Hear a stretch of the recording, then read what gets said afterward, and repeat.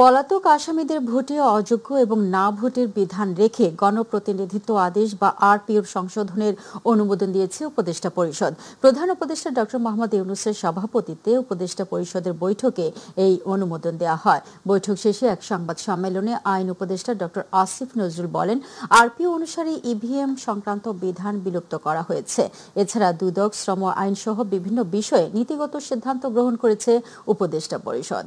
আরো জানাচ্ছেন আফজাল হোসেন। সকালে প্রধান উপদেষ্টা ডক্টর মোহাম্মদ ইউনূসের সভাপতিত্বে অনুষ্ঠিত হয় উপদেষ্টা পরিষদের বৈঠক। এতে গণপ্রতিনিধিত্ব আদেশের অনুমোদন দেওয়া হয়েছে। আইন শৃঙ্খলা রক্ষাকারী বাহিনীর সংঘাতে আর্মি, নৌবাহিনী এবং এয়ারফোর্স যুক্ত করা হয়েছে এবং না ভোটের বিধান ফিরছে বলে সংবাদ সম্মেলনে জানিয়েছেন আইন উপদেষ্টা। আইন শৃঙ্খলা রক্ষাকারী বাহিনীর যে ডেফিনেশন, সেখানে আর্মি, নেভি এবং এয়ারফোর্সকে ইনক্লুড করা হয়েছে। পলাতক ব্যক্তি যারা থাকবে, বিভিন্ন মামলাতে পলাতক ব্যক্তিরা ইলেকশন করতে পারবে না, সেটা ইনক্লুড করা হয়েছে। আর যারা ইলেকশন করবেন তাদের এফিডেভিটের মাধ্যমে দেশি বিদেশি সোর্স থেকে যত আয় আছে, সম্পত্তি আছে, সমস্ত কিছুর বিবরণ নির্বাচন কমিশনকে দিতে হবে এবং এটা আমরা ওয়েবসাইটে পাবলিক করে দিব। এছাড়া দুদক, শ্রম আইন সহ বিভিন্ন বিষয়ে নীতিগত সিদ্ধান্ত গ্রহণ করেছে উপদেষ্টা পরিষদ। লেবারের ডেফিনেশনকে এক্সটেন্ড করা হয়েছে। গৃহ পরিচারক যারা আছেন, নাবিক যারা আছেন, তারাও এখন লেবার হিসাবে লেবার লয়ের প্রোটেকশন পাবেন। যে সমস্ত জায়গায় বাংলাদেশে যে জায়গাতেই দুদকের অফিস থাকবে, সেখানেই দুদকের স্পেশাল কোড গঠন করার বিধান করা হয়েছে। দুদকের কাজ দুর্নীতি দমন করা, কিন্তু দুদকের অনেকের বিরুদ্ধে দুর্নীতির অভিযোগ রয়েছে। তো এইটা আমরা খুব সিরিয়াসলি নিয়েছি এবং বলেছি যে আজকে আমরা এটা নীতিগতভাবে অনুমোদন করলাম। আইনটা চূড়ান্ত করার আগে দুদকের যে অভ্যন্তরীণ জবাবদিহিতার মেকানিজম, সেটাকে আরো অনেক স্ট্রং করতে হবে। বর্তমান সরকারের সংস্কার আগামী নির্বাচিত সরকার এগিয়ে না নিলে জনগণ সুফল পাবে না বলে মন্তব্য করেন তিনি। পরবর্তীকালে নির্বাচিত যে সরকার আছে, ওনারা যদি এই সংস্কার কার্যক্রমকে আন্তরিকভাবে এগিয়ে নিয়ে না যান, তাহলে আমরা কাঙ্ক্ষিত সুফল পাবো না। সিসিটিভি ইনস্টল করার চিন্তা ভাবনা হচ্ছে, এটা লিগালি কতটুক এটা করা যায়, কিভাবে যিনি বডি ক্যাম্প পড়বেন উনি কোথায় অপারেট করবেন, সেগুলো নিয়ে অনেক আলোচনা হয়েছে। তো ইলেকশনের প্রিপারেশন নিয়ে একটা বড় দীর্ঘ আলোচনা হয়েছে। আফজাল হোসেন, মাই টিভি, ঢাকা। কোন রাজনৈতিক দল নির্বাচন পেছানোর চেষ্টা করছে বলে অভিযোগ করেছেন বিএনপির মহাসচিব মির্জা ফখরুল ইসলাম আলমগীর। আর স্থায়ী কমিটির সদস্য সালাউদ্দিন আহমেদ বলেছেন, তর্ক বিতর্কের মাঝেও জাতীয় স্বার্থে সবাইকে ঐক্যবদ্ধ থাকতে হবে। বিতর্কিতরা যাতে নির্বাচনে প্রভাব ফেলতে না পারে সেদিকে সজাগ দৃষ্টি রাখার আহ্বান জানিয়েছে অপর স্থায়ী কমিটির সদস্য মঈন খান। রাজধানীতে আলাদা অনুষ্ঠানে তিনি এসব কথা বলেন। আরও জানাচ্ছেন ইউসুফ আলী। মহাকালের মহানায়ক শহীদ জিয়া বইয়ের মোড়ক উন্মোচন উপলক্ষে রাজধানীর ডিপ্লোমা ইঞ্জিনিয়ার্স ইনস্টিটিউশনে এই অনুষ্ঠানের আয়োজন।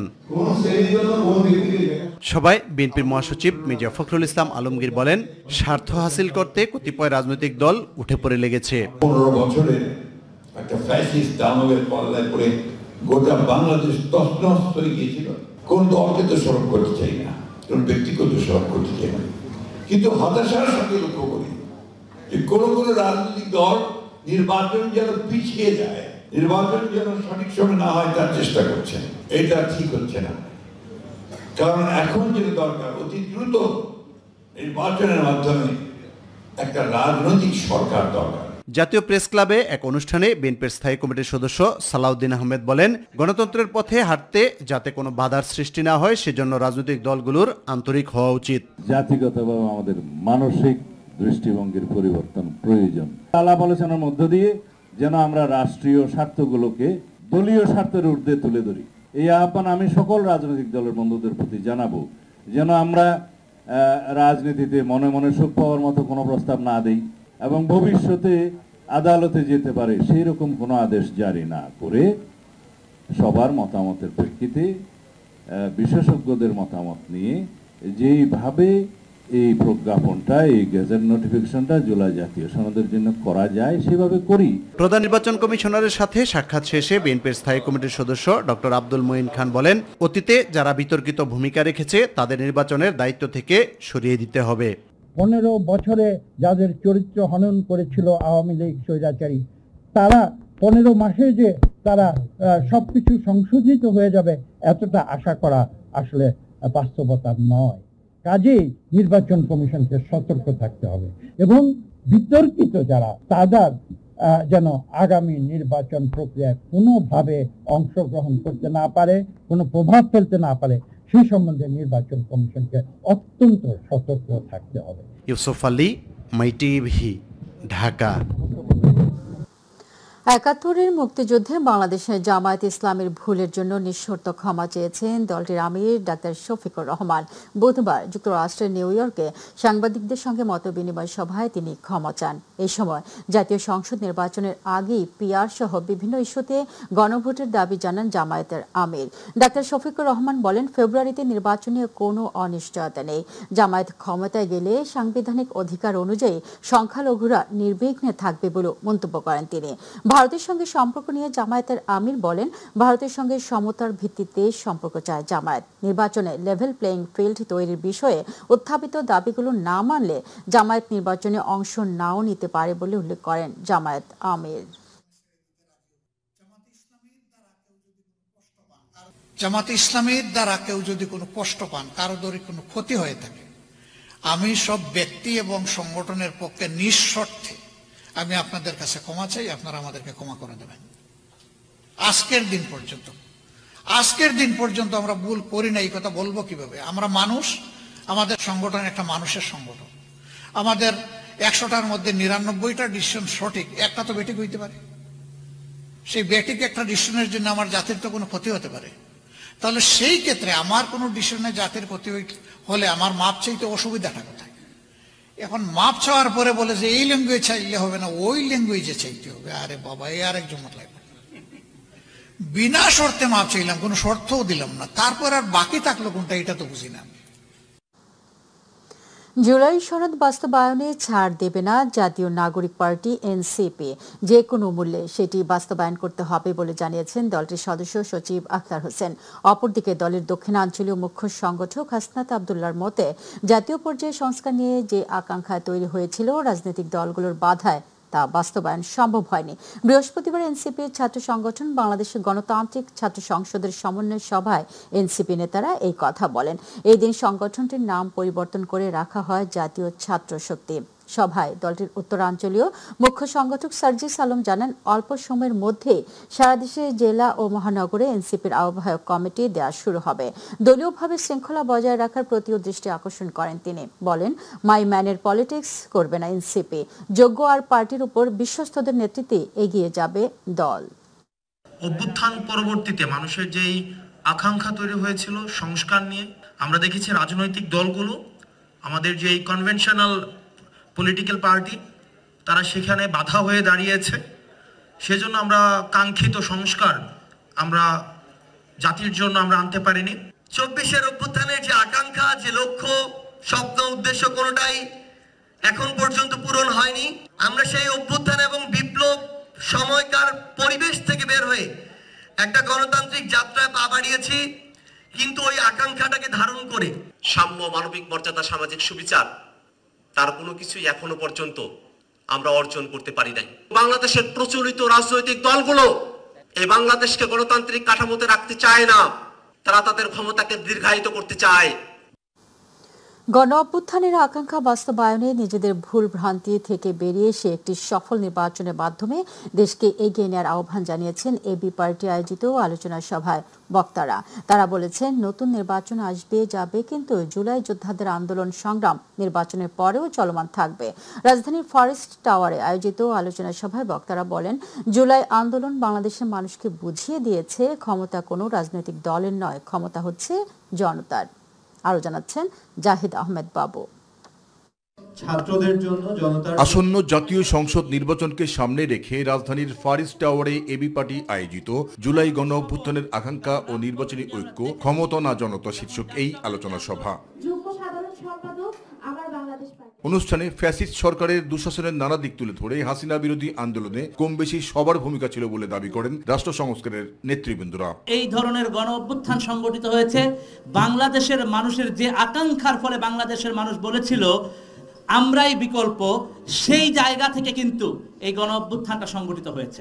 যেই যে দলই করি না কেন এই সম্মানটুকু একজন আরেকজনের প্রতি দেখাবো, তাহলে ঐক্যটা খুব সহজে আসবে। গণ অভ্যুত্থানের মধ্য দিয়ে বাংলাদেশের মানুষ তার সেই আত্মমর্যাদাকে রিক্লেইম করেছিল। বর্তমান প্রেক্ষাপটে রাজনৈতিক নেতারা জনতার কাতার থেকে সরে গিয়ে তারা এখন ক্ষমতার কাতারে যোগ দিয়েছে বলে মন্তব্য করেন এবি পার্টির নেতারা। সাথে যারা আছেন তারা মূলত এই পরিবর্তনের পক্ষের মানুষ, পরিবর্তনের পক্ষে ছাত্রছাত্রী। বলার চেষ্টা করা হচ্ছে এটা কেবলমাত্র একটা সংসদ নির্বাচন, এটা ক্ষমতা বদলের নির্বাচন না, এটা বাংলাদেশ বদলের নির্বাচন।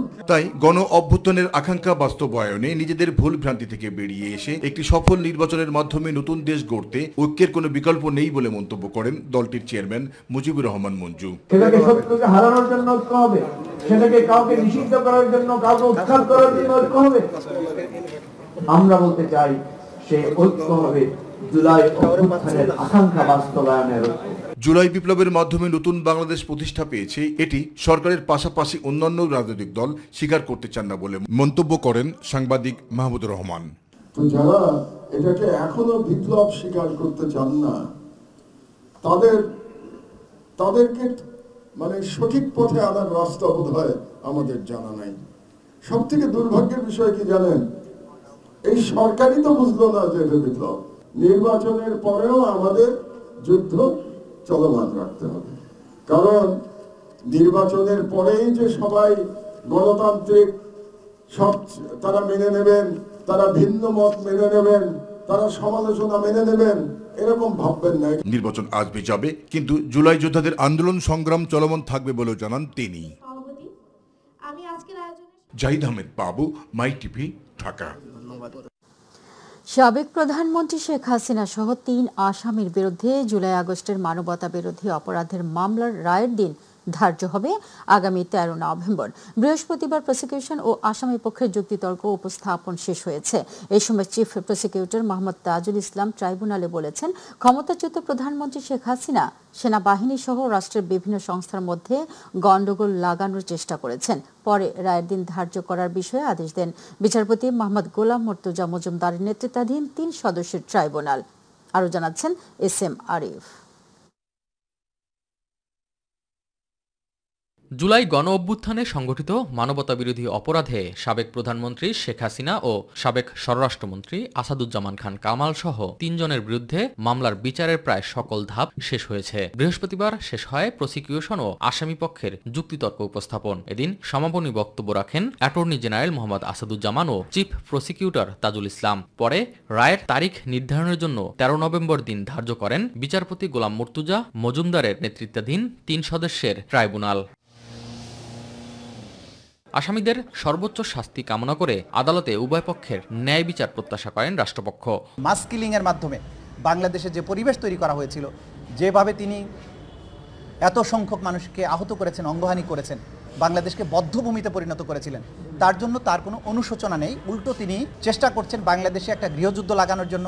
তিনি সেনাবাহিনীকে উস্কানি দিয়েছেন যে তোমাদের কিছু কিছু অফিসারের বিচার হচ্ছে, তোমরা এর বিরুদ্ধে রুখে দাঁড়াও। কিন্তু দেশপ্রেমিক সেনাবাহিনী সেই তার উস্কানিতে পা দেননি। তো অনুশোচনাহীন এরকম হত্যাকারীদের ব্যাপারে আদালতের দৃষ্টিভঙ্গি স্বচ্ছ থাকা উচিত যে এরা কোনো রকমের অনুকম্পা পাবার যোগ্য নয়। এখানে যদি ন্যায় বিচার না হয় তাহলে মার্টিন লুথার এখানে একটা অবিচার হবে, এবং সেখানে মার্টিন লুথার কিংয়ের ভাষায় injustice anywhere is a threat to justice everywhere. আমি এলিয়নর রুজভেল্টের রেফারেন্স টেনে বলেছি, ন্যায় বিচার মানে উভয় পক্ষের জন্যই ন্যায় বিচার। রাষ্ট্রনিযুক্ত আসামি পক্ষের আইনজীবীর দাবি, শেখ হাসিনা ও কামালের বিরুদ্ধে জুলাই হত্যাযজ্ঞের মামলা প্রমাণে ব্যর্থ হয়েছে প্রসিকিউশন। রাষ্ট্রপক্ষ সন্দেহাতীতভাবে আমার আসামি সাবেক প্রধানমন্ত্রী শেখ হাসিনা এবং সাবেক স্বরাষ্ট্রমন্ত্রী আসাদুজ্জামান খান কামাল তাদের বিরুদ্ধে মামলা প্রমাণ করতে সক্ষম হন নাই। যেহেতু সক্ষম হন নাই, সেহেতু আমার আসামিরা খালাস পাবে এবং সসম্মানে খালাস পাবে। গত 10 জুলাই মানবতা বিরোধী অপরাধে শেখ হাসিনা সহ 3 জনের বিরুদ্ধে অভিযোগ আমলে নেন ট্রাইব্যুনাল। 28 কার্যদিবসে 54 সাক্ষীর সাক্ষ্য গ্রহণের পর 12 অক্টোবর শুরু হয় উভয় পক্ষের যুক্তিতর্ক উপস্থাপন। SM আরিফ, মাই টিভি, ঢাকা।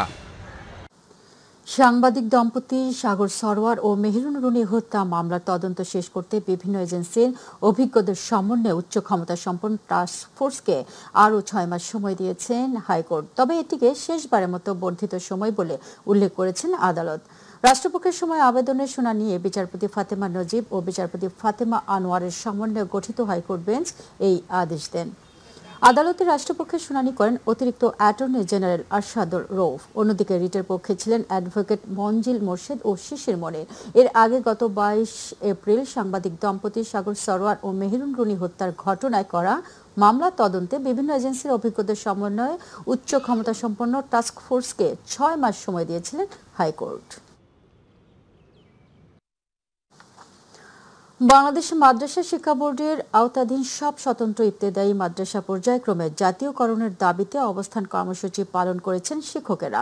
সকালে জাতীয় প্রেস ক্লাবের সামনে স্বতন্ত্র ইবতেদায়ী মাদ্রাসা শিক্ষক ঐক্যজোট আন্দোলন বাস্তবায়ন কমিটির ব্যানারে এই কর্মসূচি শুরু করেন শিক্ষকরা অভিযোগ করে বলেন, বছরের পর বছর ধরে সরকারের কাছে জাতীয়করণের দাবি জানালেও এখন পর্যন্ত বাস্তব কোনো উদ্যোগ নেওয়া হয়নি। এতে শিক্ষকরা চরম অনিশ্চয়তা ও অর্থকষ্টে দিন কাটাচ্ছেন। শিক্ষক নেতারা বলেন, দেশের হাজারো স্বতন্ত্র ইবতেদায়ী মাদ্রাসায় কর্মরত শিক্ষকরা মাসের পর মাস বিনা বেতনে কাজ করছেন।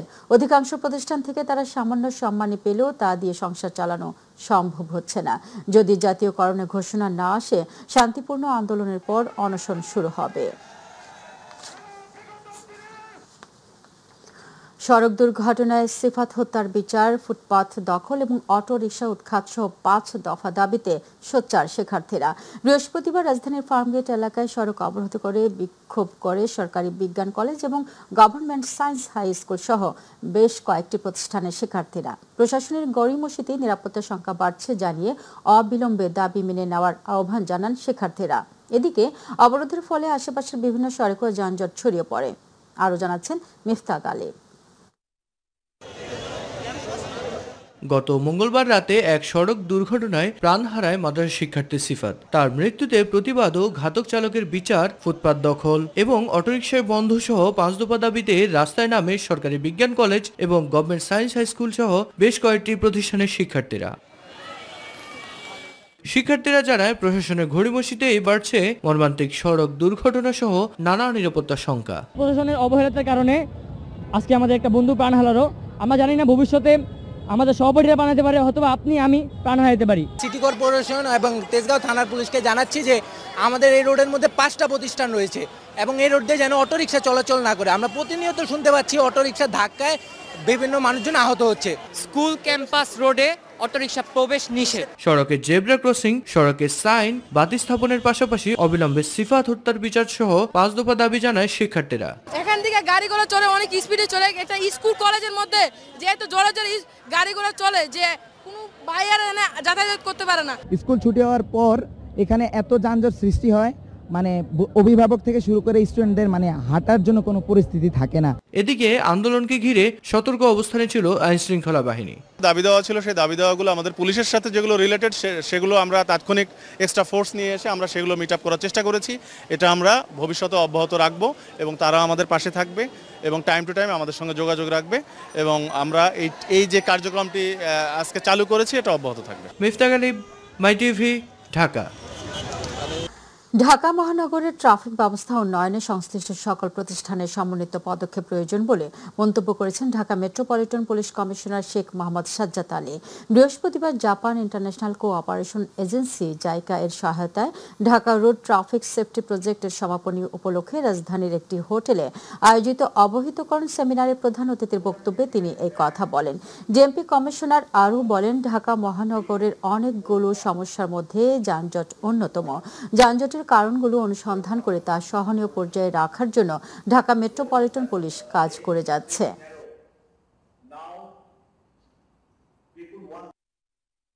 শপথ নিলেন চট্টগ্রাম বিশ্ববিদ্যালয়ের কেন্দ্রীয় ছাত্র সংসদ, হল সংসদ ও হোস্টেল সংসদ নির্বাচনের নবনির্বাচিত প্রার্থীরা। বেলা 12:30 থেকে চট্টগ্রাম বিশ্ববিদ্যালয়ের সমাজবিজ্ঞান অনুষদের অডিটোরিয়ামে নির্বাচিত প্রার্থীরা শপথ গ্রহণ করেন।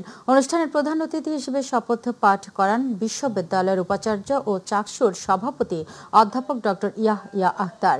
বিশেষ অতিথি হিসেবে উপস্থিত ছিলেন উপ উপাচার্য অধ্যাপক ডক্টর কামাল উদ্দিন, উপ উপাচার্য অধ্যাপক ডক্টর শামীম উদ্দিন খান এবং প্রধান নির্বাচন কমিশনার অধ্যাপক ডক্টর মনির উদ্দিন। জাতীয় সঙ্গীত ও পবিত্র ধর্মগ্রন্থ পাঠের মাধ্যমে শুরু হয় শপথ গ্রহণ অনুষ্ঠান। এরপর উপাচার্যের কাছে চাকসুর গেজেট হস্তান্তর করেন নির্বাচন কমিশনার বৃন্দ। শুরুতে প্রসঙ্গ প্রবাস।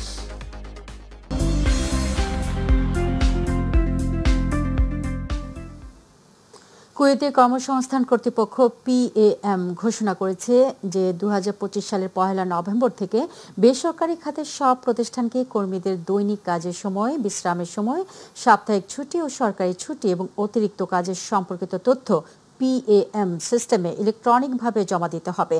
প্রতিনিধি আল আমিন রানা জানান, বিশেষজ্ঞরা বলছেন এই পদক্ষেপ কুয়েতে শ্রমিকদের কর্মপরিবেশ উন্নয়নে গুরুত্বপূর্ণ ভূমিকা রাখবে।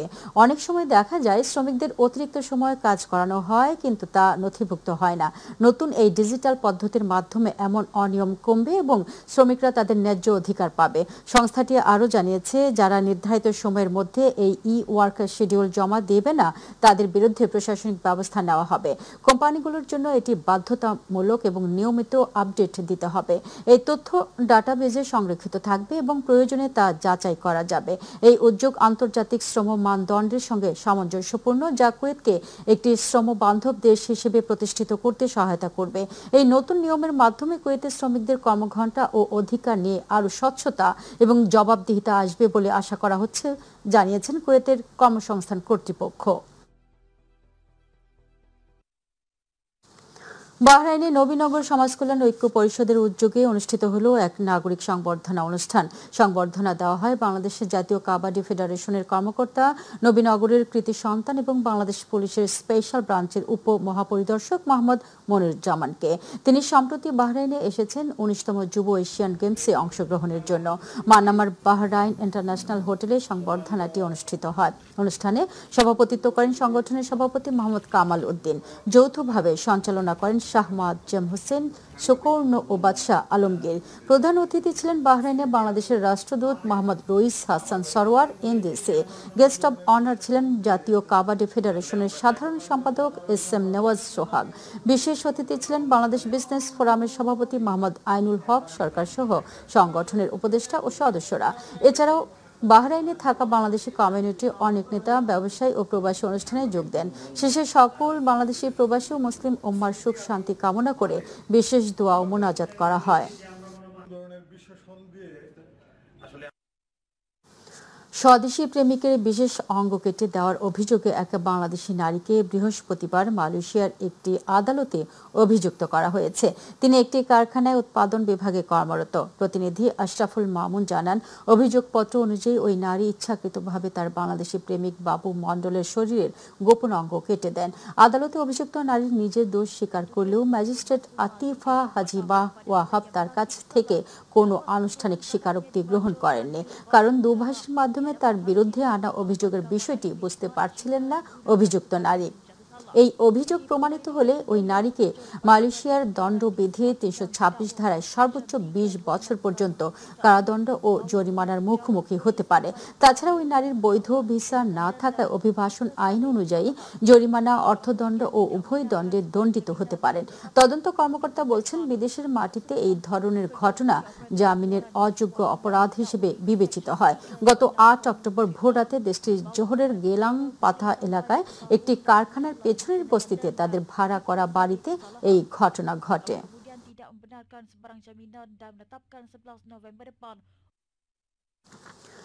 মালয়েশিয়া কক্সবাজার ব্রাদার্স ইউনিয়ন আয়োজিত 6 দলীয় ফুটসাল টুর্নামেন্টে ফ্রেন্ডস ক্লাবকে হারিয়ে চ্যাম্পিয়ন হয়েছে BDFC আমপাং। প্রতিনিধি আশরাফুল মামুন জানান, রাজধানী কুয়ালালামপুরের আমপাংয়ের ফুটসাল ইনডোর স্টেডিয়ামে অনুষ্ঠিত এই টুর্নামেন্ট উপভোগ করতে বিভিন্ন স্থান থেকে যোগ দেন প্রবাসী বাংলাদেশিরা। এই সময় এই ধরনের আয়োজন একে অন্যের প্রতি সৌহার্দ্য ও সম্প্রীতির বন্ধন তৈরি করে বলে মন্তব্য করেন অতিথিরা। ফুটবলের ছোট সংস্করণের এই আয়োজন হয়ে ওঠে প্রবাসীদের মিলন মেলা, যেখানে ফুটবলকে ছাপিয়ে গুরুত্ব পায় পারস্পরিক সম্পর্কের মেলবন্ধন। শুধু কুয়ালালামপুর নয়, এদিন খেলা উপভোগ করতে অন্যান্য রাজ্য থেকেও প্রবাসী বাংলাদেশিরা ছুটে আসেন। ফাইনালে দলকে জিতিয়ে ম্যান অব দ্য ফাইনালের পুরস্কার পান সুমন। তবে টুর্নামেন্টে 7 গোল করে সর্বোচ্চ গোলদাতার পুরস্কার উঠেছে বিডিএফসির আমপাং এর আকাশের হাতে। এছাড়া সেরা গোলকিপারের পুরস্কার পেয়েছেন সার্জিন। কর্মব্যস্ত প্রবাস জীবনে প্রবাসীদের একটু প্রশান্তি এনে দিতে এই ধরনের আয়োজন করা হয়েছে বলে মন্তব্য করেন আয়োজকেরা। টুর্নামেন্টে বিজয়ী দলকে ক্রেস্ট ও 60,000 টাকা ও রানার আপ দলকে ক্রেস্ট এবং 36,000 টাকা দেওয়া হয়। এছাড়া বিভিন্ন ক্যাটাগরিতে খেলোয়াড়দের পুরস্কৃত করা হয়। আমরা প্রবাসীরা অনেক হাসি খুশি কাজ কাম করি, অত খেলাধুলা করে অনেক, যাতে এরম টুর্নামেন্ট আরও হয়। তো এই ধরনের খেলাধুলা সবসময় আয়োজন করলে আমরা অত্যন্ত সতেজভাবে থাকতে পারে আমাদের লোকজন, এবং যারা দেখবে প্রবাসে আমাদের এই খেলাগুলো পরবর্তীতে মিডিয়ার মাধ্যমে দেখবে, তারাও খুব আনন্দ ফিল করবে, এবং এভাবেই আমরা বাংলাদেশের সুনাম বিভিন্নভাবে আমরা এগিয়ে নিয়ে যাব।